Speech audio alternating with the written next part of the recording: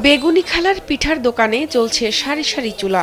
এক এক চুলায় ভাজা হচ্ছে এক এক রকমের পিঠা। কোনো চুলায় চিতই, কোনো চুলায় তেল পিঠা, আবার কোনোটাই কুশলি, ডিম পিঠা কিংবা চাপড়ি পিঠা। ক্রেতারা লাইন ধরেন বেগুনি খালার হাতের এসব পিঠা খাওয়ার জন্য।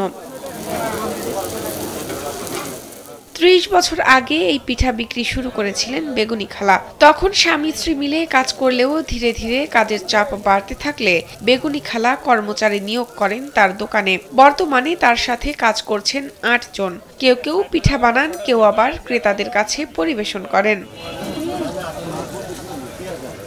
বেগুনি খালা জানান, প্রতি বছর আশ্বিনের শুরুতেই তিনি বসেন পিঠার পসরা সাজিয়ে। আশ্বিন থেকে শুরু করে মধ্য ফাল্গুন পর্যন্ত চলে বেগুনি খালার এই পিঠার ব্যবসা। ইডেন বে কক্সবাজার সমুদ্র সৈকতের উপর নিজেদের একটি ঠিকানা। মাত্র ৫ লাখ টাকায় আপনিও হয়ে যেতে পারেন এই হোটেলের মালিক। বগুড়া শহরের কান্দার বাজারের শাপলা চত্বর সংলগ্ন স্টেডিয়াম ফাঁড়ির সামনে তার এই পিঠার দোকান। বিকাল ৩টা থেকে রাত ১২টা পর্যন্ত চলে এই দোকান। এখানে আমার প্রায় ৩০ বছর হচ্ছে দোকান করা। এক চুলেতে দোকান করছি, এখন ৮টা চুলে এই পর্যন্ত। আর আমার হলো ৮ জন কর্মচারী, এখানে ৪ জন, বাড়ির ৪ জন, আমরা ২ জন বাদ। বেগুনি খালার পিঠার দোকানে তেল পিঠা ২০ টাকা, চিতই পিঠা ১৫ টাকা, ঝাল কুশলি ও মিষ্টি কুশলি ১০ টাকা করে এবং ডিম পিঠা ৩৫ টাকা। তিনি জানান, তার দোকানে প্রতিদিন ৭ থেকে ১০ হাজার টাকার পিঠা বিক্রি হয়। আশেপাশের মানুষ ছাড়াও পিঠা খেতে আসেন দূর দূরান্তের মানুষও।